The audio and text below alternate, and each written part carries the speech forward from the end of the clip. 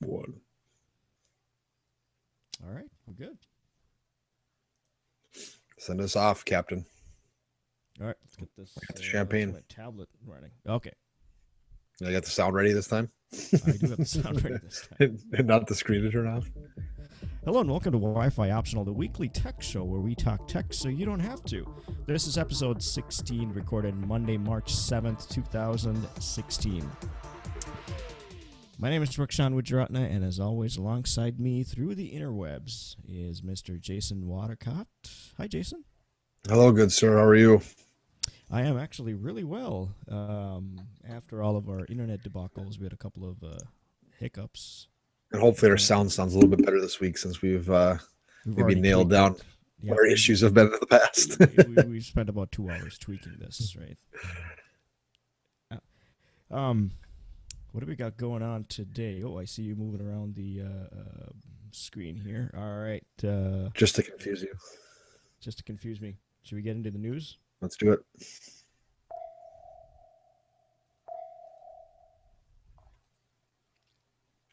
Researchers at the University of California, Irvine have proven that they can copy a 3D model with surprising accuracy by simply recording the sounds that another 3D printer makes while it's making its print. The servos, pumps, extruders that power the 3D printer produce a symphony of mechanical sounds as it's printing away. And those sounds tell a story of how the machine's print head is moving around, as well as how much plastic filament is being extruded from the nozzle on every pass. 3D models can be encrypted and electronically protected so they can't be downloaded, opened, or sent to the 3D printer, which helps protect intellectual property. But with everyone carrying smartphones these days, there's a little that can be done to prevent someone from converting a recorded sound of a 3D printer. Although they need to make sure they recorded the entire printing process, which can sometimes take days. So that last sentence kind of sums it up. All I can picture is someone, yeah, it's not just like snapping a quick sound clip. They have to, sit there with a recording device for, 8 hours a stretch to record someone printing a bust of Yoda or something. So. In early 2000, right around 2005, 2006, somewhere around there, I read an article where a group of researchers actually recorded the series of clicks from a keyboard, and they were actually able to interpret what the person typed with about 95% accuracy. Again, going back to acoustic, can't think of the name now. Acoustic hacking. But this article brings to light a good thing. So these 3D print models, you can actually, if you were the creator of it or if somebody else created it. Freaking, is that the word you're thinking of? Yeah, yes. Well, yeah. You can actually copy protect a 3D document, but you can only copy protect it so much. And if somebody can actually go in and record the very specific sounds that the printer makes, and I've actually sat through about a 3-hour. I've actually printed a 3D model of a little robot that took about 3.5 hours, and I watched it. And it's basically a very repetitive process, and after a while you kind of get the idea of, you can look the other way and kind of hear the printer and go, oh, okay, this is the head's moving this way, or the head's doing this, head's doing that.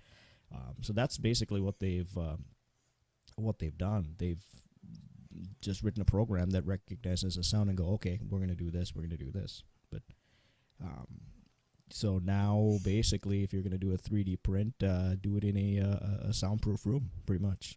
Well, yeah, it kind of reminds me back in the day when the technology was there, and I know it was a big, put your tinfoil hat on situation. I don't know, it was the FBI or some government agency had a technology where they could actually scan a window and read the vibrations on the window and physically, record it, not perfect, verbatim, but a conversation that someone was having inside of a house. And that kind of reminds me of the same thing. But the other thing it reminds me of is kind of like someone going into a movie theater with a camera and recording the movie instead of actually having a ripped copy of it. You know what I mean? It's you're not actually having the legit copy. It's kind of a copy of a copy. And we know how that works with the Xerox printer or something like that. It degrades its quality. So I don't see how this would be like a perfect one-to-one copy, but it'd probably be something very close. So Yeah, it probably will be very close. I mean, you might not be able to, even with the acoustic cryptanalysis, that's what it is. I just remembered the word. Even with the keyboard incident, they were only able to get about 96% accurate to what they found out. But 96% is still pretty good. But yeah, it's interesting to see. I'm sure if they were able to perfect it, or if they will perfect it, there's probably going to be some laws behind it, or they'll have some kind of a DRM behind audio too. Or a small speaker that just emits some white noise that blocks the sound of it, exactly, or something. Right. Yep. Microsoft invites developers to tinker with HoloLens. Microsoft on Monday announced that its HoloLens Development Edition was available for pre-order, with units set to ship to developers beginning March 30th. The company early last year introduced the holographic computer technology as a feature of Windows 10. It later announced a partnership with Volvo that would allow the application to be applied to the automobile sales floor. HoloLens is a fully untethered and self-contained system that enables holographic computing natively with no markers or external cameras. No phone or PC connections are needed. HoloLens Development Edition will include a clicker, a carrying case, a charger, and a cable, a microfiber cloth, nose pads, and an overhead strap. It will be available for developers in the United States and Canada for $3,000. A steep investment, I think, but I can totally see high-end automakers using something like this, where say, hey, you want to buy this $300,000 car. Well, we don't have one here, but hold on a second, let me load up the options that you want. You can actually do a 3D walkthrough and see what it looks like. The cool thing about HoloLens too, other than Oculus and these other things, is that they can dabble on the augmented side of things more than the other ones can, because of the cameras and everything with them. And I think they're two different things. They kind of get grouped into one area, but I think that VR and AR are kind of the iPhone and iPad of the new iPhone and iPad, where when the iPad came out, everybody's kind of like, well, it's just another iPhone that, it's bigger. And I don't think it'll be until people start making, use cases for them, why we're going to see why augmented reality is just as important as VR, and it's going to have its different uses than VR would have. So I think it's really interesting. And the only thing with this is I think the Rift was around like $600 or something like that, the development version. Now this is like $3,000, so they're hitting more of the Google Glass investment. Yeah, exactly. Hitting more of the Google Glass line of things than other ones have. So it's really interesting. I don't think there's going to be a lot of people that will be buying this. It's going to be more of just the straight developers that'll be playing around with it. But I guess we'll see. But it's definitely something that'll be very interesting. Maybe that's going to be the start. You push it to the developers, and then if they can find a market, even if it's with high-end retailers, automobile or mansions or whatever the case may be, and as development goes on, maybe the price will come down. But who knows? It's like you said, there's certainly a line in the sand where you can go, here's the HoloLens, and here's the VR headset. But so we'll kind of watch and see what happens. Third story is a little different. It's back to the hacking side of things. Researchers, the security startup, the Basili Networks, have found that more than 1 billion wireless mice and keyboards leave your computer and data vulnerable to hacking. The weak spot is actually with the dongle in which these devices connect to, the little pluggy thing that goes in the USB port. Most wireless keyboards and mice implement encryption but do not properly verify the incoming signals. So what this basically means is that a nearby user with an unauthorized device could forcibly insert keystrokes through the same wireless connection that the mouse and the keyboards use. and this is a really scary thing because once they do this with keystrokes and mouse strokes, you can basically open up a browser, launch any application, download some malware. Basically, you can get in and basically act like you're using the computer without actually being there. So it's kind of a high level, low level attack of sorts. And right now, there's a few companies. I know Logitech is basically uses their unifying receiver. And then there's a couple Lenovo, their 500 series wireless products are currently having some issues with it. And then Dell, the KM632, KM714 mouse and keyboard combos are also affected. The company did tell Forbes that there is a patch that is being readied to fix the 714 models. But some of the devices may need to be replaced. So it's interesting. I've always myself thought it interesting how they go about just kind of the effortless pairing that goes on with these. And I guess we've said it a million times in the last couple episodes, but there's that balance of convenience to security. And this is one of the situations where security loses. The interesting part is this is actually the if you have one of these Logitech, we'll see if I can get it to focus. But this is actually the receiver. It's really tiny. I've put some nail polish on here so I can kind of color code so I know which receiver goes with which device. But the where I was going with that is the funny part is there is actually a management software, a piece of software that comes with this receiver. I should say it comes with the receiver, but there is a piece of management software. Nobody uses it, and myself included. I never really needed to use the management software. It's basically a plug-and-play device. You plug it in, and it just works. But lo and behold, the encryption only works one way, so it's like a simplex form of encryption. But Logitech did announce that they have a patch, and I downloaded it and I ran it, and it updated the firmware in the receiver. And there's tons of them out there. I mean, I have 3 devices. There's a mouse, and a lot of times I have a couple of tablets that I control. I mean, this is a mouse and a keyboard. All of these use the same exact receiver. And the other part is this article was buried inside something that was buried inside something that was buried inside something. So they certainly didn't make a big deal out of it. I don't know if it's because of a PR issue. They're like, well, we don't want to come up with another incident where this is going to look bad on the company. But it's certainly something that's concerning that needs to be fixed for sure. And nope, we may have lost Jason. So we're going to go on to the next story. I think Jason's going to hop back on again. Scott Kelly's first day is back on Earth. Scott Kelly is enjoying his first week back on planet Earth after spending 340 days in space. On Friday, the NASA astronaut held his first press conference since he's been back, answering questions about readjusting to gravity, staying healthy, and lining up the future of his career.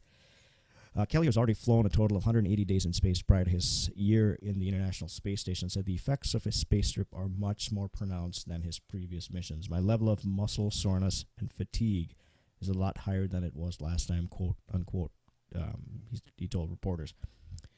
Kelly said he's having some difficulty adjusting to Earth's gravity again, especially when it comes to throwing objects. He said he tried to shoot some baskets yesterday, but none of the balls made it to the net. Throwing things, you tend to underestimate the effects of gravity. Currently, Kelly has spent a total of 520 days in space, but he said he's not opposed to adding to that number.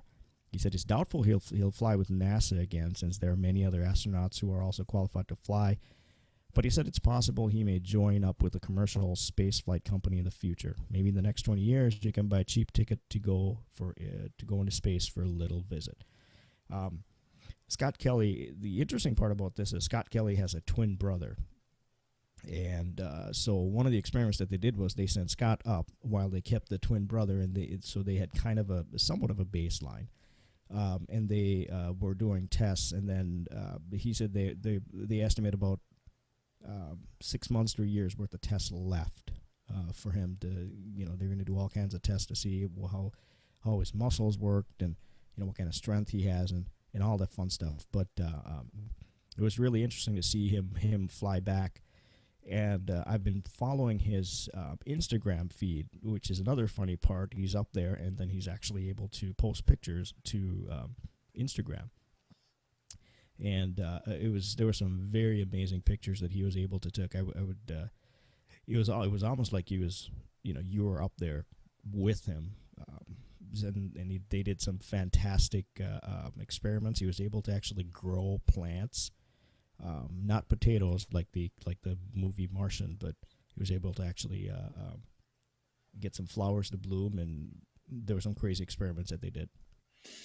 And I also just landed from the moon in outer space. That's right.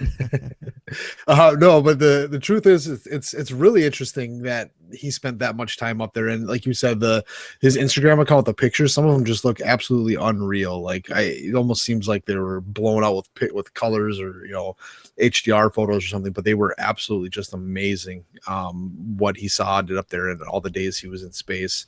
But it's really interesting, these stories of when he talks about not being able to throw the ball and do it seems like it's more of like how his brain trained when he was up there, not so much that his muscles are weak. It's like that his body got so used to how life was up there, more so than his little wimpy arms can't do it anymore. You know what I mean? And I think that's probably the most interesting thing, is it seems like the space has more effect on a person's brain than it does on their actual physical prowess. But it'll be interesting to see, because I know one of the big, I don't know if it was a public agenda, but one of the big agendas of sending him out was to see how humans would cope if we wanted to, or if and when we wanted to send someone to Mars. So he was up there for a year, but we'll see what the tests prove and how things go. Exactly. We are off to the two big stories. Baltimore Police used secret technology to track cell phones in thousands of cases. I think we briefly touched base on this one or this topic back in our early Wi-Fi optional episodes. Essentially, there is this device that goes by the name of the Stingray. What that actually does is it simulates a cell site. So you can take this device, mount it in a vehicle, an unmarked van that says cable company, and you can drive around. And this van with this Stingray device will actually simulate a cell site. So your phone will actually connect to the Stingray, and then in turn, the Stingray will capture a vast amount of information on you. So the story says that the police department used this. The Baltimore Police Department has used an invasive and controversial cell phone tracking device thousands of times in recent years, while following instructions from the FBI to withhold information about it from prosecutors and judges. A detective revealed in court testimony. Testimony shows for the first time how frequently city police are using cell site simulators, more commonly known as a Stingray, technology that authorities have gone to great lengths to avoid disclosing. Device mimics a cell phone tower to force phones when within its range to connect. Police use it to track down stolen phones or find people. Non-disclosure agreement presented for the first time in court last week explicitly instructs prosecutors to drop cases if pressed on the technology. It tells them to contact the FBI if legislators or judges are asking questions.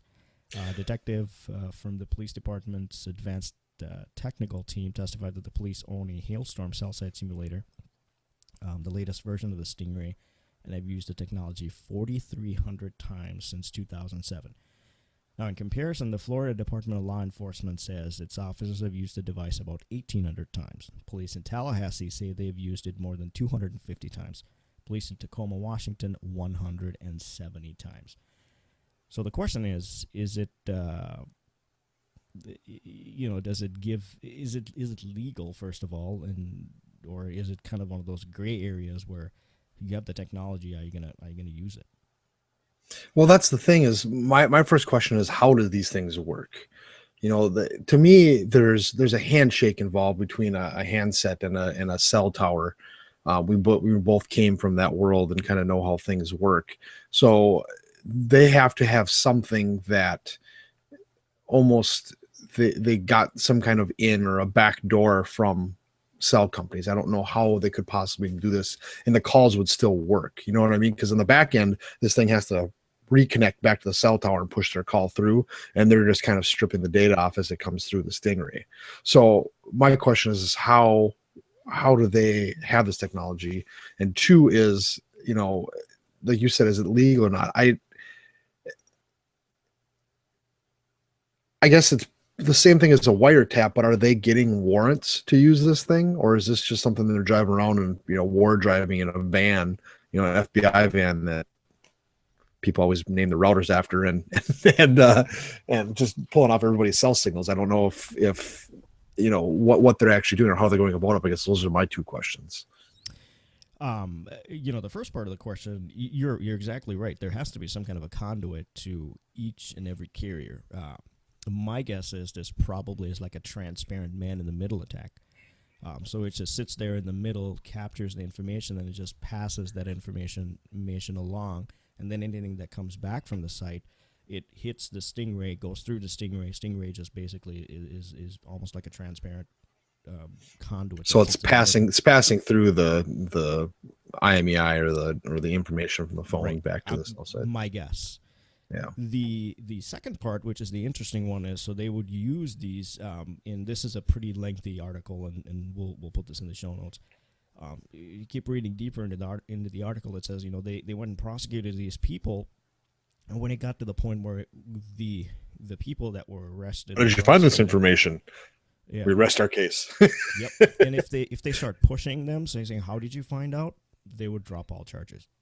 So it's almost like, well, are you gonna arrest somebody and then kind of put the fear of God in them, and then if they don't ask any questions, you're busted. But if they start asking questions, fine, we'll let you go. Knowing that the person that just got busted going, well, oh hey, they found out about this, so I need to be a little more careful. So to me, it almost sounds like somewhat of a shady tactic, but there's knowing them, I'm sure there's some kind of legality behind it, and there's some kind of a very fine line where they can kind of step on and say, yeah, it still falls into the legal boundary, but it's very interesting how they can use technology that to this extent. And some of the articles, they're saying people that failed to pay parking tickets, they went after based on using their cell phone numbers. Well, and then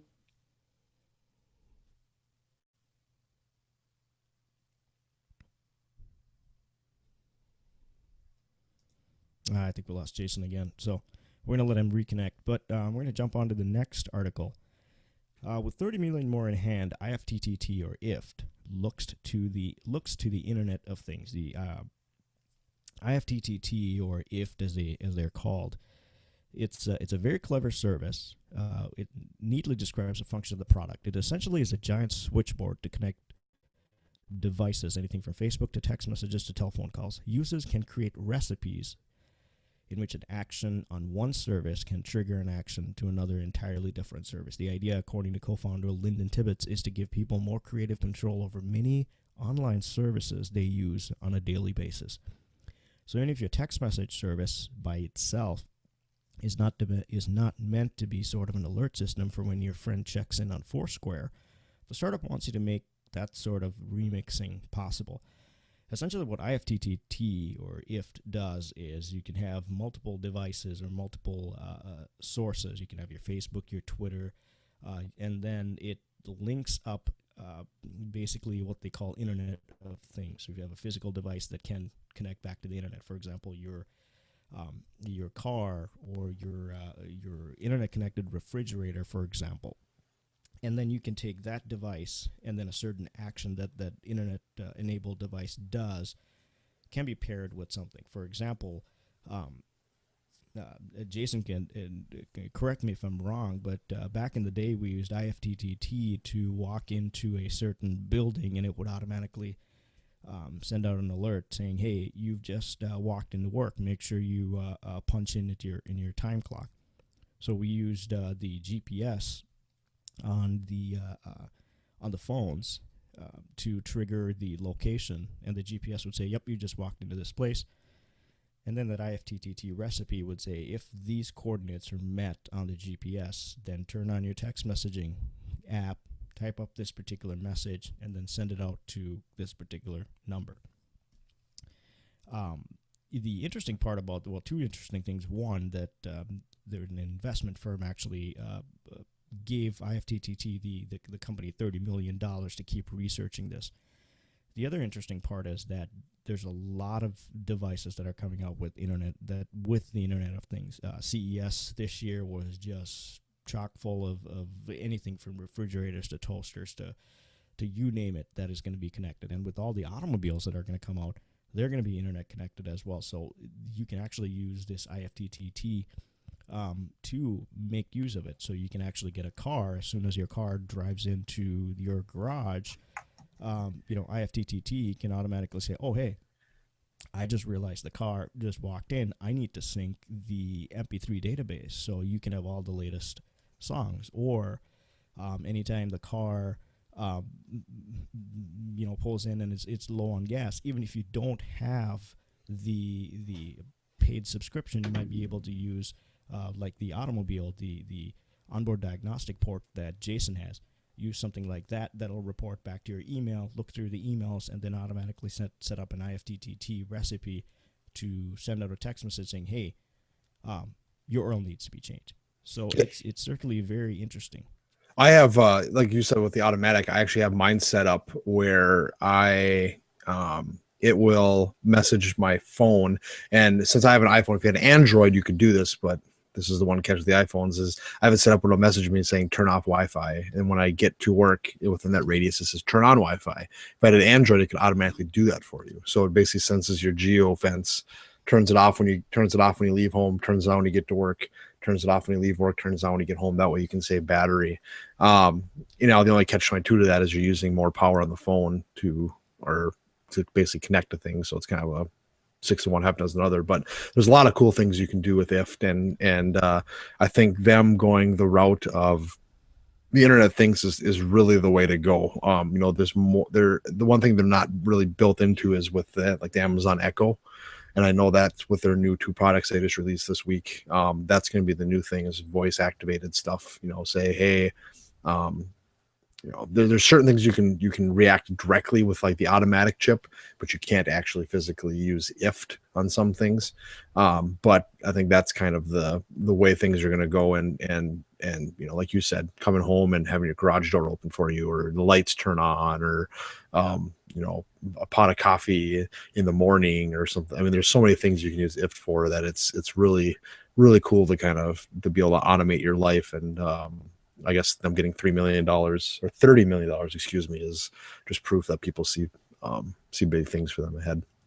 And the other thing that I could see this going is with all these micro PCs that are coming out. You can use an Arduino chipset.